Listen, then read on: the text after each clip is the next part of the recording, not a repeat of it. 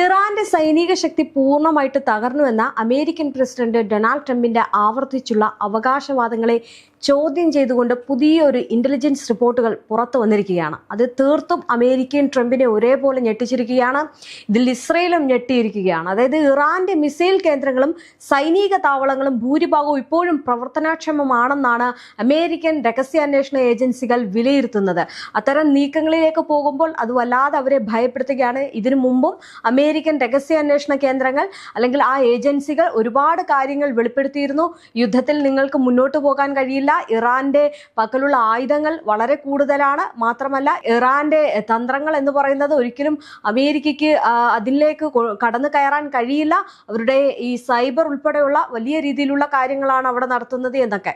പക്ഷേ അതൊക്കെ നടക്കുമ്പോഴും അമേരിക്കൻ പ്രസിഡന്റ് ഡൊണാൾഡ് ട്രംപ് ഈ ഒരു രഹസ്യാന്വേഷണ ഏജൻസികളുടെ കാര്യങ്ങളൊന്നും മുഖവിലക്കെടുക്കാതെ പൊള്ളയായിട്ടുള്ള കാര്യങ്ങളാണ് പറഞ്ഞുകൊണ്ടിരുന്നത്. ഇപ്പോൾ ലോകത്തെ ഞെട്ടിച്ചുകൊണ്ട് അല്ലെങ്കിൽ അമേരിക്കൻ ട്രംപിനെ എല്ലാം ഞെട്ടിച്ചുകൊണ്ടാണ് ഈ ഒരു രഹസ്യാന്വേഷണ ഏജൻസിയുടെ ഒരു കണ്ടെത്തൽ എന്ന് പറയുന്നത്. ഹോർമുസ് കടലിടുക്കിന് ചുറ്റുമുള്ള ഇറാന്റെ 33 മിസൈൽ കേന്ദ്രങ്ങളിൽ 30 ഇപ്പോഴും സജീവമോ ഭാഗികമായിട്ട് പ്രവർത്തനക്ഷമമാണ് എന്നാണ് കണ്ടെത്തിയിരിക്കുന്നത്. ലോകത്തിലെ എണ്ണ വിതരണത്തിന്റെ ഏകദേശം 20% കടന്നു പോകുന്ന മേഖലയാണിത്. സംഘർഷം വീണ്ടും വഷളായി കഴിഞ്ഞാൽ അമേരിക്കൻ യുദ്ധക്കപ്പലുകൾക്ക് എണ്ണക്കപ്പലുകൾക്ക് ഇത് വലിയ ഭീഷണിയായിട്ട് മാറുമെന്നതിൽ സംശയമില്ല. ഇറാന്റെ കാര്യത്തിൽ വളരെ സജ്ജമായിട്ട് എല്ലാ കാര്യങ്ങളും ഉണ്ട് എന്ന് പറയുമ്പോഴും അമേരിക്ക അത്തരം വാദങ്ങളെ തള്ളി അവരെ ഞങ്ങൾ തകർത്തു, അവരെ ഞങ്ങൾ തീർത്തു കളഞ്ഞു എന്ന് പറഞ്ഞായിരുന്നു രംഗത്തെത്തിയത്. ഇപ്പോൾ അതേ അമേരിക്കൻ രഹസ്യ അന്വേഷണ കേന്ദ്രം ഒരു മുന്നറിയിപ്പ് അല്ലെങ്കിൽ ഒരു വെളിപ്പെടുത്തൽ നടത്തിയിരിക്കുകയാണ്. അവർ നിരീക്ഷിച്ച വഴി ഇപ്പോൾ അവർ കണ്ടെത്തിയിരിക്കുന്ന ഒരു സംഭവം എന്ന് പറയുന്നത് ഹോർമുസ് കടലിടുക്കിൽ 30 മിസൈൽ കേന്ദ്രങ്ങൾ പ്രവർത്തിക്കുന്നു എന്നതാണ്. അതായത് 33 ഉണ്ടായിരുന്നു. ആ 33 32 ഇപ്പോഴും അവിടെ പ്രവർത്തിക്കുന്നുണ്ട് എന്ന രീതിയിലേക്കാണ് കാര്യങ്ങൾ പോകുന്നത്. എന്ന് ആലോചിച്ചു നോക്കിക്കേ, ഇറാന്റെ നീക്കങ്ങൾ എത്രത്തോളം വലുതാണ്. ഹോർമുസിൽ ഇറാൻ ഇടം പിടിക്കുന്നതും ഹോർമുസ് നിയന്ത്രിക്കുന്നതിന്റെയും കാരണം ഇറാന്റെ അവിടെ കരുത്തുറ്റമായിട്ടുള്ള നീക്കമുള്ളത് കൊണ്ടാണ്. എന്തായാലും ഇറാന്റെ കൈവശം യുദ്ധത്തിന് മുൻപുണ്ടായിരുന്ന മിസൈൽ ശേഖരത്തിന്റെ 70%, മൊബൈൽ മിസൈൽ ലോഞ്ചറുകളുടെ 70% ഇപ്പോഴും സുരക്ഷിതമാണ് എന്ന് റിപ്പോർട്ടുകൾ സൂചിപ്പിക്കുന്നുണ്ട്.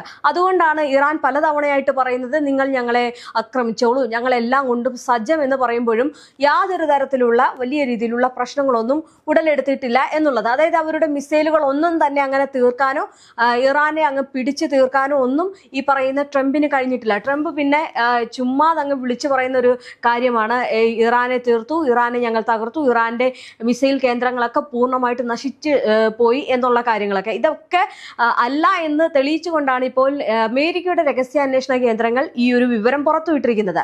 ഇനി ഇതിൽ മിഡിൽ ഈസ്റ്റിലുടനീളം ആക്രമണം നടത്താൻ ശേഷിയുള്ള ബാലിസ്റ്റിക് മിസൈലുകളും ഉൾപ്പെടുന്നുണ്ട് എന്നുള്ളതാണ് മറ്റൊരു കാര്യം എന്ന് പറയുന്നത്. ഇത് ഗൾഫ് മേഖലയെ സംബന്ധിച്ചിടത്തോളം വളരെ ഭീതിയിലാഴ്ത്തുന്ന ഒരു കാര്യമാണ്. കൂടാതെ ഇറാന്റെ ഭൂഗർഭ മിസൈൽ സംഭരണ വിക്ഷേപണ കേന്ദ്രങ്ങളിൽ 90% വീണ്ടും പ്രവർത്തന സജ്ജമായതായിട്ടാണ് കരുതപ്പെടുന്നത്. അതായത് ഈ വെടിനിർത്തൽ കരാറിൽ അമേരിക്ക എന്താണ് ചെയ്തത്? അമേരിക്കയുടെ കാര്യങ്ങൾ നീക്കുക, അതായത് ആയുധങ്ങൾ തീരുന്നത് വീണ്ടും അത് സ്റ്റോക്ക് ചെയ്യുക, സൈനികർക്കുള്ള കാര്യങ്ങൾ ചെയ്യുക, അങ്ങനെയുള്ള കാലയളവിൽ ആ ഒരു വെടിനിർത്തൽ കാലയളവിൽ അമേരിക്കയ്ക്ക് നഷ്ടപ്പെട്ടതൊക്കെ വീണ്ടും ക്ഷമമാക്കുന്നതിന് വേണ്ടിയിട്ടായിരുന്നു ഈ കാര്യങ്ങൾ നീട്ടിയിരുന്നത്. പക്ഷേ ഇറാന്റെ അങ്ങനല്ല. ഇറാന്റെ എന്തെങ്കിലും സംഭവിച്ചു കഴിഞ്ഞാൽ ഞൊടിയിടയിൽ അത് വീണ്ടും പ്രവർത്തനക്ഷമമാകുന്നതായിട്ടാണ് കാണുന്നത്. അങ്ങനെ മിസൈലുകൾ നശിപ്പിച്ചെന്ന ട്രംപിന്റെ അവകാശവാദം പൊളിയുകയാണ്. അതായത് ഇറാൻ സൈന്യം ഗുരുതരമായിട്ട് തകർന്നുവെന്ന് ട്രംപ് പറയുമ്പോഴും അല്ലെങ്കിൽ ട്രംപും മുഖ്യമന്ത്രിമാരും നിരന്തരം അവകാശപ്പെട്ടുകൊണ്ടിരിക്കുമ്പോഴും US ഇന്റലിജൻസ് റിപ്പോർട്ട് വരുന്നത് നേരെ മറിച്ചാണ്. മാർച്ചിൽ ഇറാൻ സൈന്യം നാവികസേന, വ്യോമസേന എന്നിവ ഉൾപ്പെടെയുള്ള സൈനിക ശക്തി അവശേഷിക്കുന്നില്ല എന്നായിരുന്നു ട്രംപ് പറഞ്ഞിരുന്നത്. അതേസമയം US ഇസ്രായേൽ സംയുക്ത ഓപ്പറേഷൻ ഇറാനെ വർഷങ്ങളോളം യുദ്ധം ചെയ്യാൻ കഴിയാത്ത അവസ്ഥയിലാക്കിയിരുന്നു എന്ന് US പ്രതിരോധ സെക്രട്ടറി പീറ്റ് ഹെഗ്സെത്തും പ്രസ്താവിച്ചിരുന്നു. എന്നാൽ പുതിയ റിപ്പോർട്ടുകൾ അവരെയൊക്കെ ഞെട്ടിച്ചിരിക്കുകയാണ്. ഈ ഒരു അവകാശവാദങ്ങളെ പൂർണ്ണമായിട്ടും നിഷേധിക്കുന്നതാണ് ഈ റിപ്പോർട്ടുകൾ. അമേരിക്കൻ ഉദ്യോഗസ്ഥർ പറയുന്നതനുസരിച്ച് ഭൂഗർഭ സംവിധാനങ്ങൾ പൂർണ്ണമായിട്ടും നശിപ്പിക്കുന്നതിന് പകരം അവയുടെ പ്രവേശന കവാടങ്ങൾ അടയ്ക്കുക മാത്രമാണ് പലയിടത്തും ചെയ്തത്. ബങ്കറുകൾ തകർക്കാൻ ശേഷിയുള്ള ആയുധങ്ങൾ ആയുധങ്ങളുടെ കുറഞ്ഞ ലഭ്യതയാണ് ഇതിന് കാരണമായിട്ട് കണക്കാക്കുന്നത്. ഇനി അമേരിക്ക ഏത് ആയുധങ്ങളാണ് ഇതിൽ ഉപയോഗിച്ചത് എന്നാണ് മറ്റൊരു ചോദ്യം. അതായത് യുദ്ധസമയത്ത് അമേരിക്ക ഏകദേശം 1100 ലോങ് റേഞ്ച് ക്രൂയിസ് മിസൈലുകളും 1000-ലധികം ടോമോഹോക്ക് മിസൈലുകളും 1300-ലധികം പാട്രിയോറ്റ് ഇന്റർസെപ്റ്ററുകളും ഉപയോഗിച്ചിരുന്നു. ഈ ആയുധശേഖരം അതിവേഗം തീർന്നുകൊണ്ടിരിക്കുകയാണെന്നും ഇവ പുനഃസ്ഥാപിക്കാൻ വർഷങ്ങളോളം എടുക്കുമെന്നും റിപ്പോർട്ട് ചൂണ്ടിക്കാണിക്കുകയാണ്. ഇതിൽ നിന്ന് നമുക്ക് ഒരു കാര്യം മനസ്സിലാക്കാം. അതായത് അമേരിക്കയുടെ ആയുധങ്ങൾ തീർന്നു, സൈനികർ കുറയുന്നു, എന്നിട്ടും വെല്ലുവിളികൾക്ക് ട്രംപിന് ഒരു കുറവുമില്ല. ട്രംപ് വെല്ലുവിളിച്ചതുപോലെ അല്ല അവിടുത്തെ രഹസ്യാന്വേഷണ കേന്ദ്രങ്ങൾ പറയുന്നത്. അതായത് അമേരിക്കയുടെ രഹസ്യാന്വേഷണ കേന്ദ്രങ്ങൾ തന്നെ ആ ഒരു റിപ്പോർട്ട് പുറത്തുവിടുമ്പോൾ അത് എത്രത്തോളമാണ് ലോകം കാണുന്നത് എന്നും കൂടി നോക്കേണ്ടതുണ്ട്. കാരണം ഈ പറയുന്ന അമേരിക്ക പറഞ്ഞതുപോലെ അല്ല ഇറാന്റെ കാര്യങ്ങൾ. ഇറാൻ എപ്പോഴും സജ്ജമാണ്. ഇറാൻ ഇനിയും ആയുധങ്ങൾ അതുപോലെയുണ്ട്. മാത്രമല്ല ഇനി 10 വർഷം വരെ വേണമെങ്കിലും അവർ യുദ്ധം ചെയ്യാൻ തയ്യാറാണെന്ന് മുന്നിൽ നിന്ന് പറയുമ്പോൾ അത് അമേരിക്കയ്ക്ക് ഭീഷണിയാണ്. ഇനി ഈ വെല്ലുവിളിക്കുന്ന അമേരിക്കയുടെ അവസ്ഥ നോക്കിക്കേ. അതായത് അമേരിക്കയുടെ ലിസ്റ്റ് അനുസരിച്ച് അതായത് 1100 ലോങ് റേഞ്ച് ക്രൂയിസ് മിസൈലുകളും 1000-ലധികം ടോമോഹോക്ക് മിസൈലുകളും 1300-ലധികം പാട്രിയോറ്റ് ഇന്റർസെപ്റ്ററുകളും ഉപയോഗിച്ചിട്ടുണ്ട്. അത് പക്ഷേ ഇനി ആ ഒരു നശിച്ചു പോയ കാര്യങ്ങൾ അതൊക്കെ ഇനി ഉപയോഗിച്ചതും നശിച്ചതുമായിട്ടുള്ള കാര്യങ്ങൾ പുനഃസ്ഥാപിക്കാൻ വർഷങ്ങൾ എടുക്കേണ്ടി വരും. അപ്പോൾ ഈ ഒരു യുദ്ധം ഇങ്ങനെ പോവുകയാണെങ്കിൽ അമേരിക്കയ്ക്ക് ഇറാന്റെ മുന്നിൽ പിടിച്ചു നിൽക്കാൻ കഴിയില്ല. കാരണം വർഷങ്ങൾ എടുക്കേണ്ടി വരും എന്നതിൽ തന്നെ അമേരിക്ക അവിടെ പരാജയപ്പെട്ടു എന്നതാണ് അതിന്റെ അർത്ഥം. കാരണം അമേരിക്കയ്ക്ക് അത് പുനഃസ്ഥാപിക്കാനോ അടുത്ത നടപടിയിലേക്ക് പോകാനോ കഴിയുന്നില്ല. അവിടുത്തെ ഞാൻ കഴിഞ്ഞൊരു വീഡിയോയിൽ പറഞ്ഞിരുന്നു, യുദ്ധം മാത്രമാണ് ഇപ്പോൾ ട്രംപിന്റെ ലക്ഷ്യം. മാത്രമല്ല അവിടുത്തെ ജനങ്ങളുടെ ജീവിതം തന്നെ ട്രംപ് നോക്കുന്നില്ല. പകരം എന്താണ് ചെയ്യുന്നത്? ഈ യുദ്ധത്തിന് വേണ്ടിയിട്ട് കടം ചോദിക്കുന്ന ഒരു അവസ്ഥയാണ്. ആകെ സാമ്പത്തിക അടിത്തട്ട് ഇളകിയിരിക്കുന്ന അമേരിക്കയുടെ അവസ്ഥ എന്ന് പറയുന്നത് അതിദയനീയമാണ്. എന്നിട്ട് പോലും ഈ പ്രസ്താവനകൾ ഇറക്കുന്നതിൽ യാതൊരുവിധ കൂസലും ട്രംപിന് ഇല്ല എന്നുള്ളതാണ്. എന്തായാലും നിലവിൽ അമേരിക്കയുടെ സഖ്യകക്ഷികളെ ആശങ്കപ്പെടുത്തിയിരിക്കുന്നത് ഈ ഒരു കാര്യമാണ്. ഇറാനുമായിട്ട് വീണ്ടും വലിയൊരു യുദ്ധം പൊട്ടിപ്പുറപ്പെട്ടാൽ അമേരിക്ക ആയുധങ്ങൾ സ്വന്തം ആവശ്യത്തിനായിട്ട് മാറ്റിവെക്കുമെന്നും ഇത് യുക്രൈൻ പോലുള്ള രാജ്യങ്ങൾക്കുള്ള ആയുധ വിതരണത്തെ ബാധിക്കുമെന്നും യൂറോപ്യൻ രാജ്യങ്ങൾ ഭയപ്പെടുന്നുണ്ട്. അതേസമയം തന്നെ വൈറ്റ് ഹൗസ് തങ്ങളുടെ മുൻ നിലപാടിൽ ഉറച്ചു നിൽക്കുകയാണ്.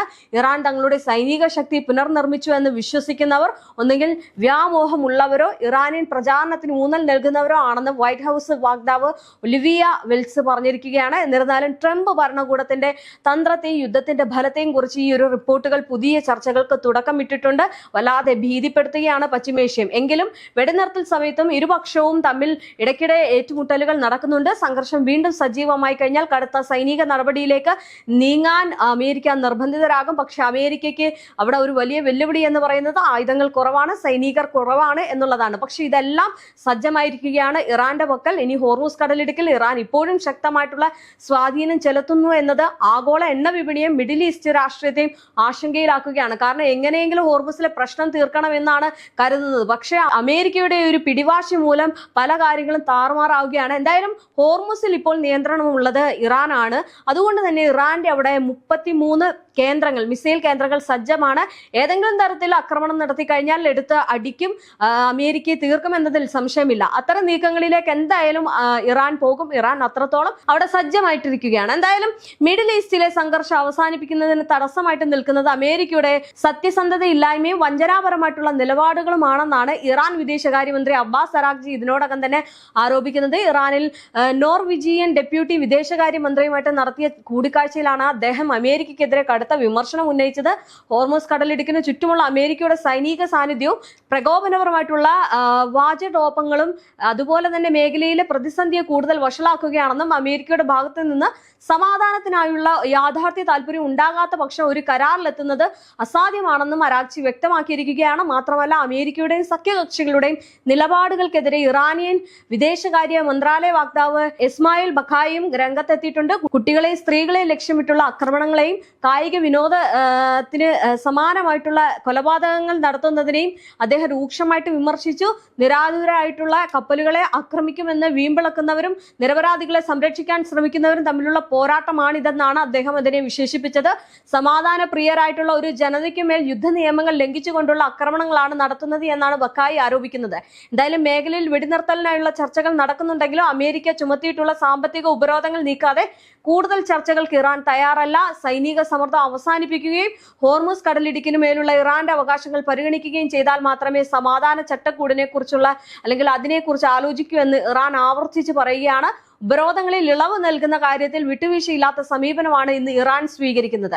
എന്തായാലും ഇറാൻ മുന്നോട്ട് വെച്ച പല നിർദ്ദേശങ്ങളും അമേരിക്കൻ പ്രസിഡന്റ് ഡൊണാൾഡ് ട്രംപ് തള്ളിക്കളഞ്ഞത് പ്രതിസന്ധി കൂടുതൽ രൂക്ഷമാക്കിയിട്ടുണ്ട്. ചർച്ചകൾക്കിടയിൽ അമേരിക്ക തങ്ങളുടെ ആവശ്യങ്ങൾ അടിക്കടി മാറ്റുകയാണെന്നാണ് ഇറാൻ ആരോപിക്കുന്നത്. എന്തായാലും ഇറാന്റെ ആണവ പദ്ധതി, ഹോർമുസ് കടലിടുക്കിലെ നിയന്ത്രണം തുടങ്ങിയ പ്രധാന വിഷയങ്ങളിൽ ഇരു രാജ്യങ്ങളും രണ്ട് ധ്രുവങ്ങളിൽ നിൽക്കുന്നത് പശ്ചിമേഷ്യയിൽ നീണ്ടു നിൽക്കുന്ന ഒരു സമാധാന കരാറിനുള്ള സാധ്യതയാണ് മങ്ങലേൽപ്പിക്കുന്നത്. എന്തായാലും വലിയ രീതിയിലുള്ള നീക്കങ്ങളാണ് ഇപ്പോൾ നടക്കുന്നത്.